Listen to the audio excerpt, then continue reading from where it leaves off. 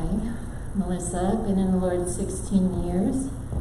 I came along, it started because I had a 12-year-old son.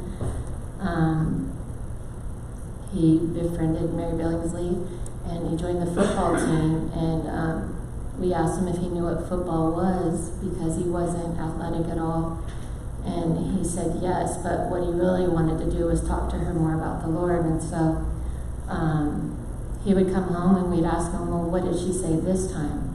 And he was witnessing to us through her, and then we went to a house meeting, and he prayed for the Spirit, to receive the Spirit to speak in tongues, and right away he received the Spirit. On the way home, he said he prayed to receive the Spirit, to speak in new tongues, new language he'd never heard before. He'd never heard anybody speak in tongues, and he said it was easy.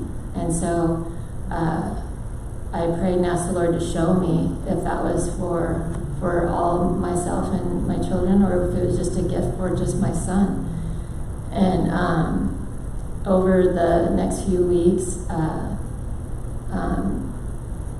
I prayed more. I prayed and asked the Lord to show me, and I prayed with Dave Parker and Mary, and I received the Spirit as well, and so did the rest of my children. But I was also shown in the Word of God where it says that we will all receive the Spirit. It's for not just for us, it's for everyone.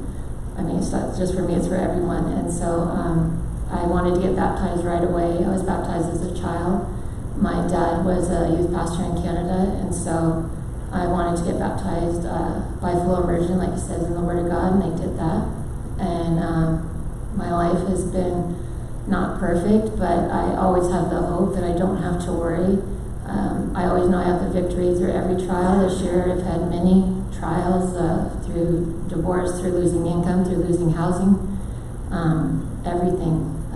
Sick cat. I'm sick.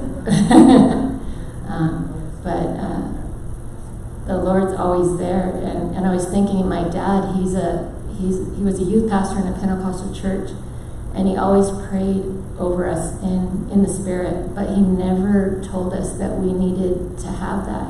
And that was so important to me. And I make sure to tell Hannah and Jeremiah to pray when they're sick. That's the first thing I offer them. And I think, why didn't he tell us that? Like, he had to feel that was important to him. I saw it change his life. He had a hard life before here in the States, and when he went to Canada, that's where he started going to church and received the Spirit. And I always think, why didn't he tell us that we needed to have that? He made sure we got baptized, and made sure we memorized the books of the Bible and did all those things, but he never told us that we needed to have that Spirit. And but he prayed over us every day, and I knew as a kid I always wanted that life when I grew up to go to church, but I never knew what it meant to have the Spirit.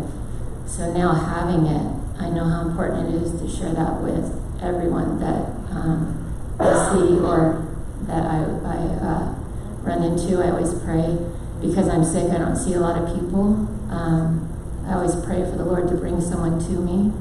And that's happened, where I went and got my car smogged, and I was in the waiting room, and the guy who smogged my car, he said, "Are you Christian?" And I thought, am I wearing a shirt? I didn't understand. I guess I left my radio on in the car, and so I got to witness to him, and then Alice and I went back to him and got to witness to him that way. And that was important to me. Like, that's our job here, is to go out and preach the Word and do what God's asked us to do. I hate my voice shaking like this, but that's important to me.